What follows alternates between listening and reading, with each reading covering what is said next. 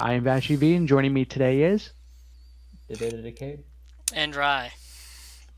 Welcome to episode 3, where today we have an episode focused around Blue. Uh, Oshiriki is his name. I'm still getting to learn all of them, so I'm pulling up my list here. Shigeru Oshiriki, the famous actor who is always maintaining an air of stoicness and coolness. And the others are like, "Oh man, you're so cool. You're like the ace of the team." I was like, "No, I am." And then everyone's like, "No, you're not." To include his own stone.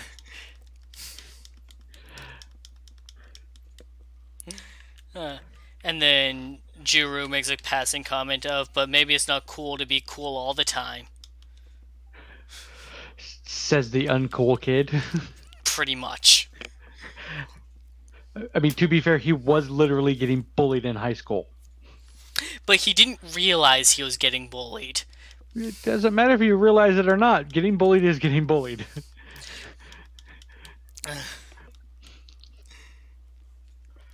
Decade, your thoughts?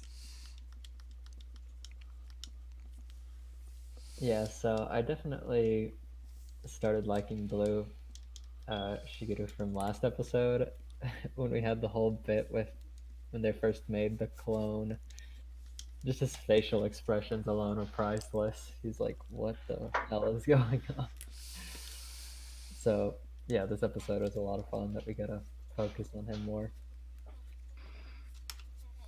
Like, like Takeda says, like his facial expressions are amazing and fantastic through both the clone thing last episode and pretty much this entire episode. And it's a joy to watch, and he is a very, very good character so far.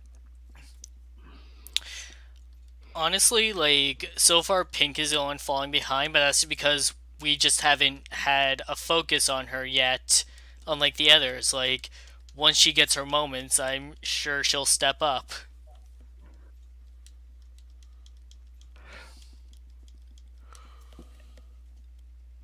Sorry. So, monster of the week this time around is a vice grip. Uh, and Vashi? Welcome to the most 80s Sentai villains in history that are apparently following the Lord Zed method of just taking random human objects and turning them into monsters. His And Gone. the one thing I do want to say is like it. I think it was more the coloring for last week's villain versus this week's. I enjoy that bodysuit look for this villain, like that. Basically, the whatever that material is, spandex suit. Because on this one, I think it's more the coloring that kind of makes it pop. The other one just seemed kind of drab, but it's as simplistic of a look as it could possibly get, while still looking really good. It's very aesthetically pleasing to look at. Decade?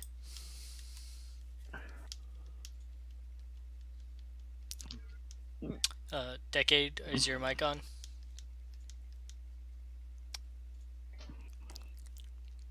Okay, we can't hear Decade right now for some reason, so we're gonna move forward until that gets figured out. Um, so our team shows up for their henshin and roll call, and this time Blue is the one who is running late because he has other commitments, but he actually shows up. Well, only because he decided to take lunch. Which I guess if you're the star of the movie, you can decide when that is. uh, is being a diva a thing in Japan for stars? I don't know. I would assume it would be just Like, obviously a different title. because like in America, like it's always portrayed as like it's the standard norm, but like obviously there's gonna be some like tendos in Japan, but like are they all, they're not all like that, are they? I don't know, maybe. Yeah, so Googling that did no help. Well, Because literally all the results are female icons from Japanese culture and history. I'm like, that's not the type of diva I meant. so we get a fight that does a good job of showcasing all of the unique skills of the different team members. Like Pink is just straight up flipping people over her back. Blue got his weird like fan sword. The peacock shield. I understand it's a gemstone thing, but yeah, it just looks like a peacock tail. Green is really fast and just swings her sword wildly. Yellow gets to fire his pogs. Yeah. And then red just clumsily dual wields. Like, I love the aesthetic of dual wielding, but something about Juru doing it is throwing me off. Like, it might just be the execution of how he's doing it. I honestly, I think it's the execution, because like when we go back to like other Sentai teams that have dual wield, a la Captain Marvelous. Oh, Gokaiger is great about it. Pretty much any of Gokaigers except Doc, because Doc's was just run away and shoot his guns. Not even at the target too, at their feet. Yeah, just in their general direction. But the dual wielding in that series was fantastic. It's like, I think it was more of a sense that they seemed really competent at fighting and with their weaponry. Where I think with this is just you're not being competent with the equipment.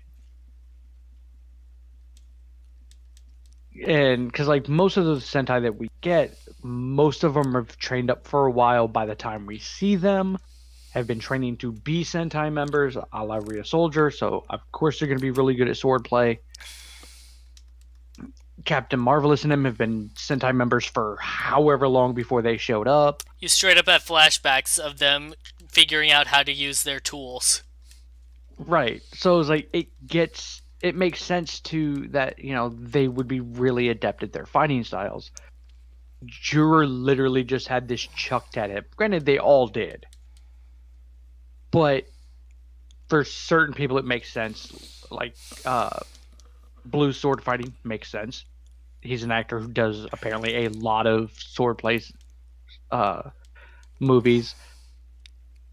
Green being really fast is because, well, she's a runner. I don't really have an explanation for Pink other because that's just wanting to spank people. She's a surgeon. I don't know. She's a surgeon, so she has she knows how the body works. She knows where joints are, where limbs bend, and what directions they're not supposed to bend in. Right, and then like just a small tidbit on that is like during the fight, she kind of wraps her leg around one of the villains' pole shovel thing, whatever the hell that is, and basically takes it down using that and using that move, and it looks amazing. That's just it. Like she's just going off of how the body works. Like, all right, if I do this, I fucking trip his knees out from under him, and boom, he's on the ground. And now I pin his hand down and just bend it backwards. It's like, and then Yellow, I guess we're equating the fact that he's a gamer being good at first-person shooters and/or any shooters in general. I guess you can make the argument that he has good eyesight. Right, and good hand-eye coordination, because especially if you're PC gaming, hand-eye coordination is kind of a thing. How much of one, I don't know. I'm not a very good PC gamer. But still, these are the most toy-like things that they've ever... Probably not the most that they've ever made, but these are like some of the most toy-like weapons they've ever made. Like Pixie said, is like this is the shooters are literally just the foam disc shooters. That's literally what it is, just painted white and blue. That's exactly it, though. Like actually they're actually toys. Like most of the Sentai weapons have always had that kind of a toy look. Like, let's be real, the guns from Gokaiger, very obviously toy looking guns, but still had the aesthetic of like that pirate revolver kind of look to it, or that pirate flintlock. Where this just, yeah, they didn't even try to hide it this time.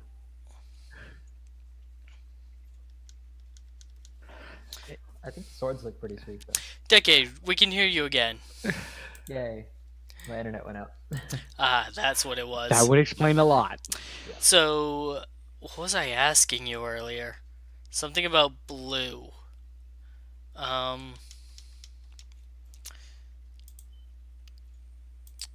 God, I don't remember at this point. That's fine. I did want to say that the roll call effects are freaking awesome. Yes. So yeah, I like that. Anything else? We were talking Yeah, about how the their weapons are literally toys. Oh yes, yeah.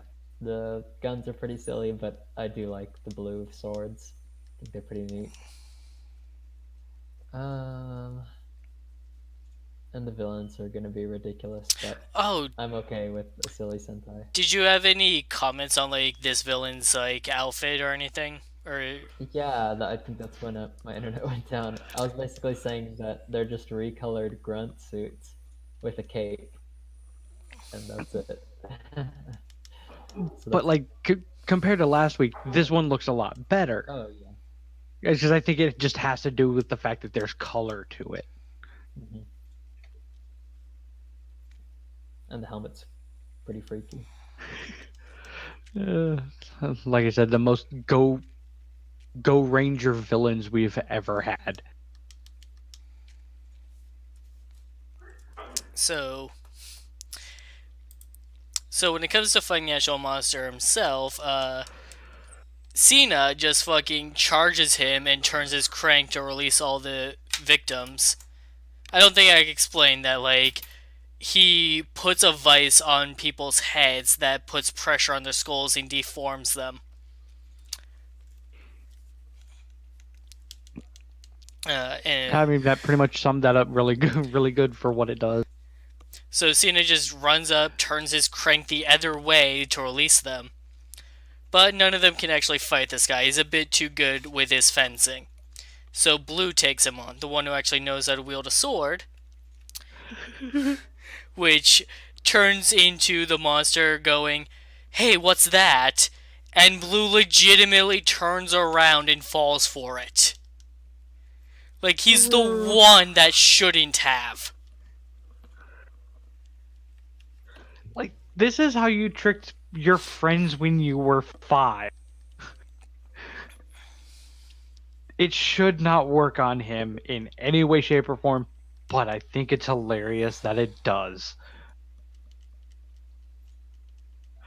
Because the cool and stoic guy literally fell for one of the oldest tricks in the book.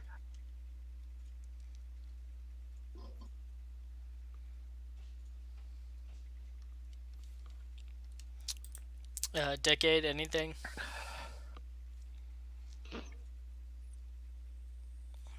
Not really. Like I said, the villains are probably gonna be mostly silly this year, which I'm fine with, to be honest. We've had some really Vashi, cool stuff. I think last week Vashi and I were talking about how this feels like a parody. Oh yeah, for sure.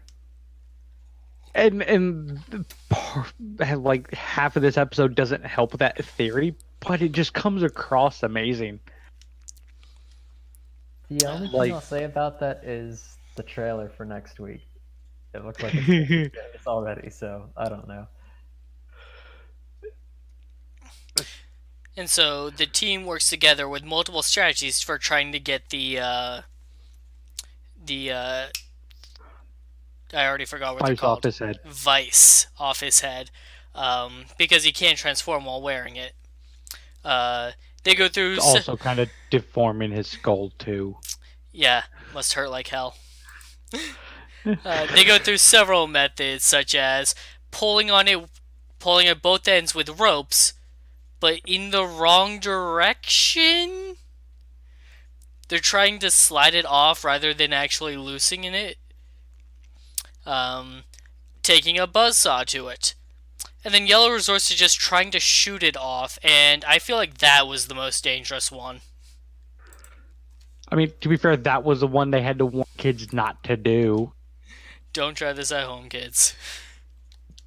So, in my opinion, I feel that should have been attached to greens too, because, yeah, kids, please don't operate, saws near your friends' faces. I feel like it may have been supposed to be dangerous. Like just a general for all of them. Like, don't try these at home. Like, don't be stupid.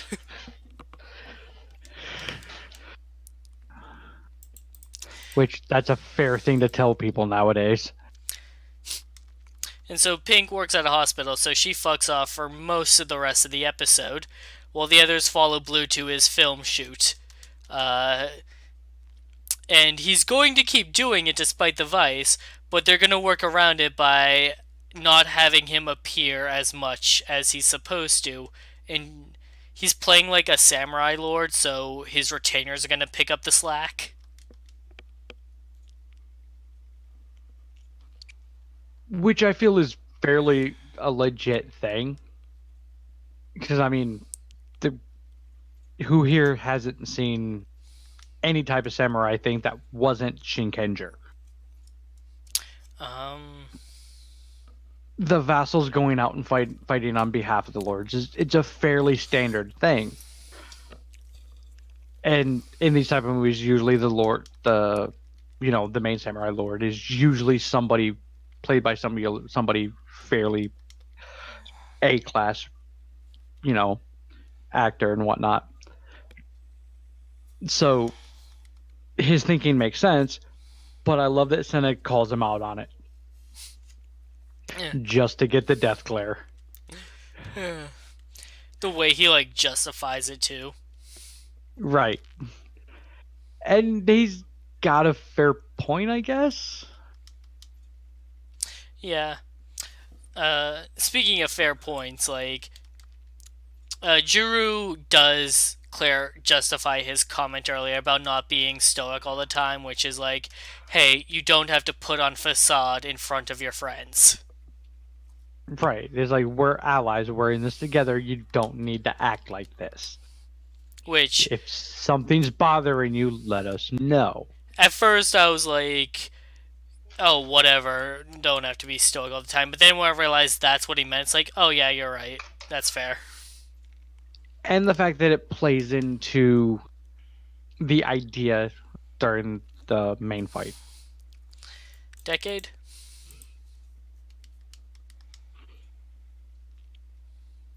Yeah, I'm definitely liking Judo. He's grown on me faster than I thought. Like last episode, he was pretty good, even though his speech was a bit childish, but he is kind of wise when it comes to reading people and helping them out. Yeah, we realized that what makes Juru what's going to make Juru a good red is the way he brings out the best in his team, just by encouraging them to be themselves. Right. It's like, and I do want to clarify something, or not so much clarify, but touch on something that I brought up in the last couple episodes. I am finding myself less bothered by the Yuri King than I thought I would be. I still find myself counting how many times he does it in an episode, but it's not one of those like, oh god, here he goes again. It's not as annoying as I thought. For some reason, I was expecting it to hit me the same way the Yoshilucky did in Kiramager or Ninja's I'm on fire. I went to a con once while Kiramager was airing, and somebody did I went to a Toku meetup, and when I got there, somebody did the Yoshilucky, and I just straight up flinched when I heard it, like some PTSD thing.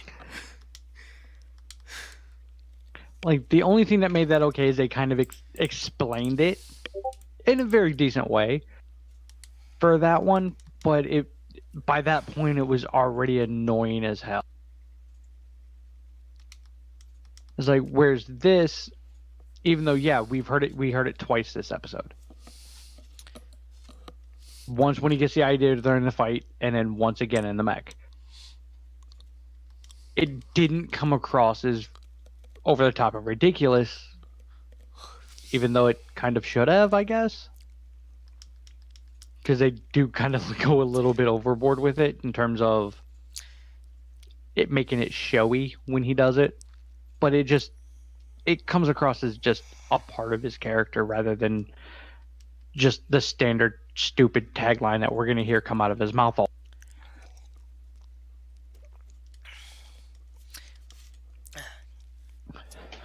No.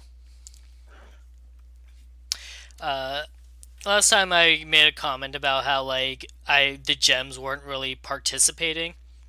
This week they actually do. When Blue tries to fight with the vice on his head, but he can't, and it actually is hurting him more than he's letting it show. And Yellow is trying to give Jiro the command of hey, you're as leader, you need to pull him out of the fight. And Blue's gemstone speaks up to say no, no, no, no, no, he's bothering you. Don't be rude. Not showing his emotions might be his weakness, but that's also what I like about him. And Jiro realizes that's what makes him shine. So he approaches Blue as though he is actually the Lord from his movie and that he is the retainer. And he's just my Lord, let us stand fight in your place.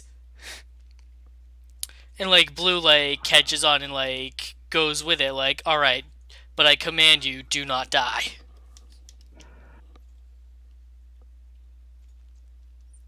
For me, is that was amazing in an aspect of one, it played up to Blue's, stoicism and whatnot. But at the same time, and it was Red feeding into that, but at the same time, it was still Red going, "Hey, go sit the fuck down." And it works. We're gonna make it come across as this is you being cool and giving you that high ground on it. Of it being more your decision for the right thing to do and kind of things but no, go sit the fuck down. And not only let us deal with this so that way you. Not only does it take off the stress of him exhausting himself and overexerting himself in the fight, but it takes off the mental stress of the others worrying about him. Right, and it's the perfect way to play it for too. What do you think, Decade?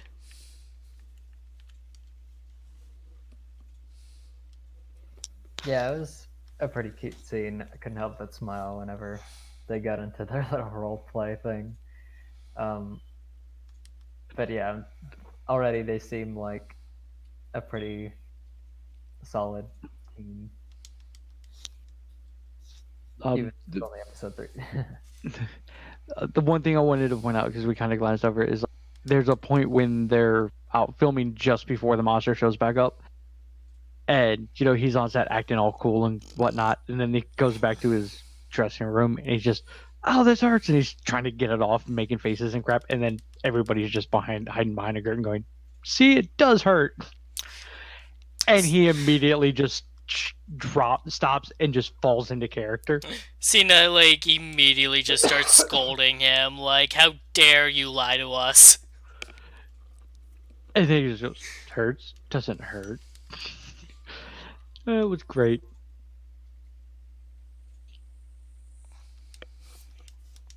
So the rest of the team takes on the monster and manages to knock the handle to his grip out of his hands, which they need to take the vice off of Blue out. And it turns into a tug of war between Jiro and the monster, with the others joining in to try and help pull Jiro aside. But then the meter fills up and the monster drops in. The kaiju drops in, and he also joins in on the tug of war on the monster side. And so they call in their mechs who also join in. And so now you have like a giant fucking tug of war match going through a quarter of the city. And what the fuck? How is this not a parody series? But it was so fun to watch.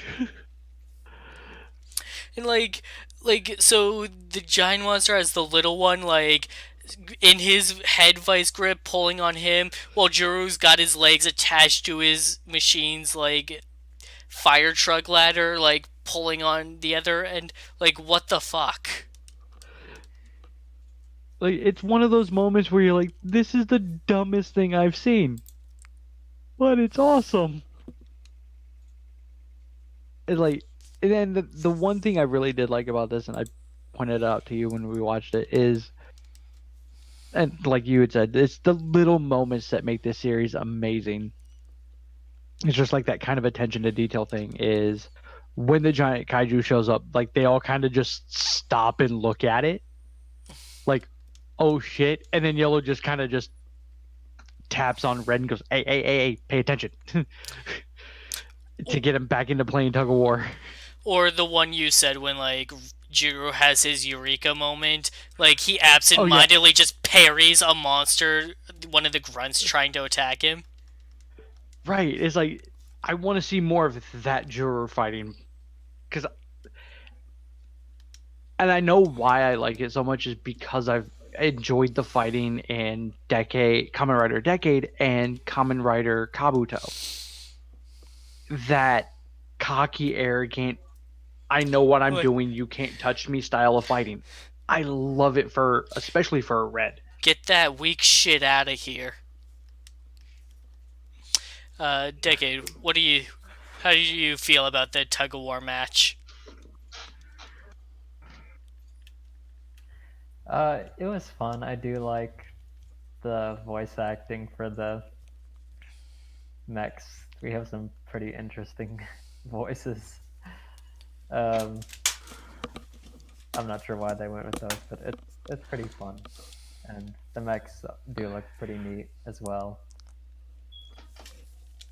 Like, and I will point out, I'm also less bothered by the talking Jolly Ranchers. I mean, if all they're gonna be is the cheerleaders, then I guess that works so long as they use it like they did here, which is like Blue's Stone justifying like, no, that may be Blue's weakness, but that's also what makes him cool. Right. It's like I'm fine with this,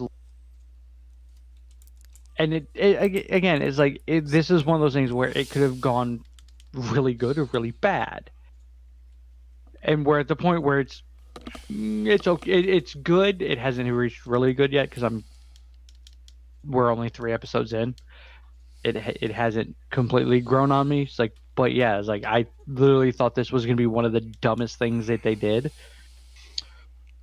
To be fair, we also had a giant tug of war match, so that might have taken the edge off a little bit. When something even dumber happens, it kind of makes something else less dumb.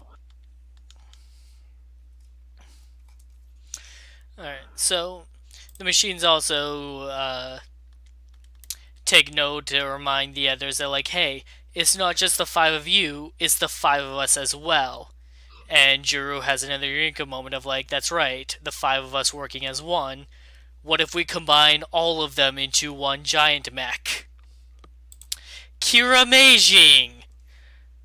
God, the puns in this series. Is this just the year of puns? I mean, I'm really starting to think so because Real Soldier started getting into them at the end of it. And like 01, it's Aruto's whole fucking thing. Yeah, that's pretty much his characters. I'm just gonna find a way to make a pun out of everything. What do you think, Decade? Puns. It's Japan. What are you gonna do? But I definitely dig the mech. That's pretty neat. That helmet is pretty awesome. Oh yeah, I love the helmet. I love the fact it changed. Because when it's land mage, like that, the helmet has just like the three little, I guess the three X8 hairs. That's what I'm just gonna call that, the X8 hairs. I understand it's supposed to represent the gemstones, but I don't care. And then when they do all five, it has one of each color for all five. I love that, and I love that both fights have been set in a night setting for reasons. Because my God, it's beautiful. Like the lighted highlights on that mech just sells that for me. I will be happy if we never see this mech in daytime. It's a really solid design. Like in the promotional images, Yellow's crane looked a bit too small, so it threw off the balance. But in the actual show, it's like, nah, it was just a weird scaling thing. But like, it actually is fine.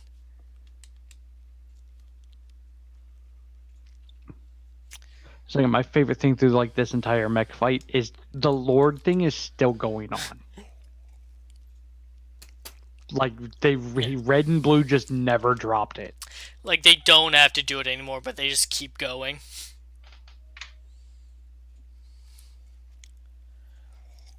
I think another reason why the mech fights are at nighttime, it's not actually nighttime. I think the monsters Right, it's look that like the a bunch whole of black darkness. clouds. Yeah, it's like the whole darkness portal or whatever, which like- I'm fine with. I don't care what explanation they give it as long as they're at night. I'm happy.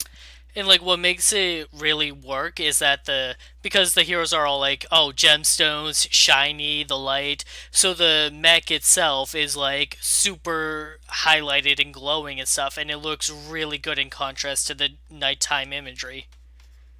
Especially when it has all five of the colors. It's beautiful to look at.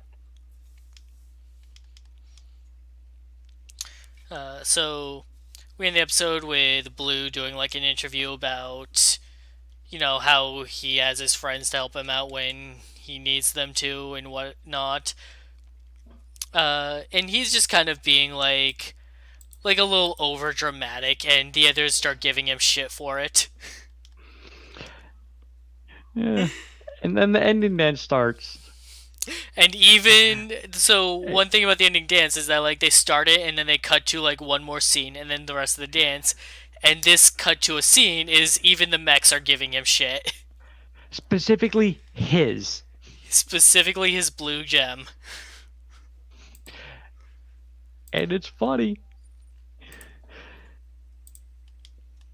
It's like, and it's one thing is especially if like they can like, I can see this being a really good thing for at least their method of doing it. Is like once we start getting into the more serious stuff, having that one moment to kind of end on like maybe a lighthearted comment or a joke or a gag like this might help take this our stress out of what the hell's going on once this gets really serious into it.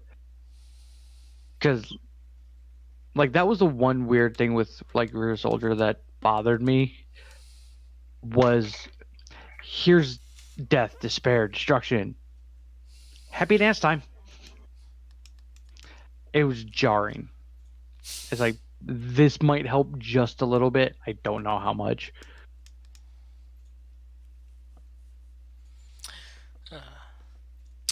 Decade, any final thoughts? I do like the ending. Oh, I like the opening too. I didn't talk about that. It's a pretty good song. I love just like the sequences are really fun to look at, like especially when they're all running on the beach or whatever. That's cute. But yeah, next episode looks like we're already getting into serious development. So Oh, we are So, hey, talking Rye. about the next episode preview right now. oh yeah, So hey, Rye, I made you watch this while I was on a call with you. Why did I do that? Specifically to see my reaction when exactly what I said would happen happens, but like 20 episodes before I thought it would. When we find out, hey, guess what? The king is fucking alive. Because again, why would they drag a dead body away if you're glassing a planet? But like, I thought that like this was gonna be some kind of like mid-season like mini arc type thing, leading up to some kind of power up. But no, like we just straight up have Garuza, one of the generals. He's coming to Earth himself. He's got this black gemstone. It turns into a dino train, and there's a comment from Mabushina about how her dad is actually alive. And then there's scenes of them together, which may or may not be a flashback. We won't know until we see it. There's one scene of them that's together that is a flashback because it's her as a child, because she's very clearly like small and like cute. But there's also a scene of her confronting I already forgot his name, the evil general, the king's, yeah, her uncle, in his like normal non-evil form, like his actual gemstone form, with the comment of "I was tricked." So there's also that to take into consideration of like what's going on here. Like, was he possessed by the darkness or something? Right. It's like next episode is going to be A, a lot of fun, and B, serious time starts now. Decade? Yeah, I'm just as surprised as you guys are. We're not wasting any time. Usually we, just kind of mess around and give all the characters a bit of development. But yeah, we're just jumping straight into this. Right, because usually for the start of Sentai, like, it's what? Standard team is 5. We usually get 5 episodes. Here's highlighting each character. And then it's the other point is spend time world building and showing off the group working together and all that. And then it's time to get serious. It's got serious real quick. I'm curious what they're gonna do with the king is alive thing, because maybe they're just finding out that he's actually alive, and now they're gonna organize like a rescue plan, and then that could lead into like what I was saying about like, oh, they finally bring him back to Earth later on. The black gemstone, so like there's a 6 gemstone. It's its own machine. It's a train. It's kaiju as well. Like, is there going to be like an evil ranger in the team, or is that going to be like a future team member? What are the rules here? What's going on? Please let that be the gemstone of the mech. Because for the love of crap, please let there be a black 6th. I highly doubt it, but like I could literally gave us the setup for it. But like there could also be like Garuzu turns into like an evil purple ranger. Yeah, they could do that too. And just play what the hell is it? The first half of Borai's arc from Zyuranger. I'm just an evil shithead. I hate my brother for events related entirely to our fathers and have nothing to do with us. Yes, I'm just a shithead. I had it right. Yeah, exactly. Like 5 episodes later, oh no, I'm a shithead.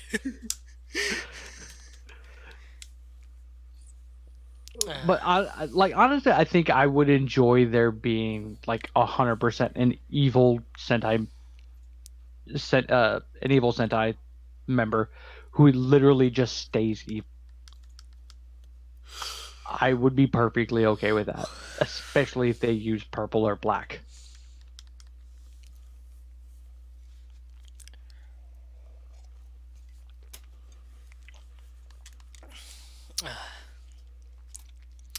So, thanks for joining us tonight, everybody. We'll be back tomorrow for Kamen Rider 01 and maybe Thursday for Power Rangers Beast Morphers. Means that Drago have to figure that out. So, thanks for joining. We'll see you next time. Thanks for listening. Thank you all for listening. We'll see you back tomorrow and next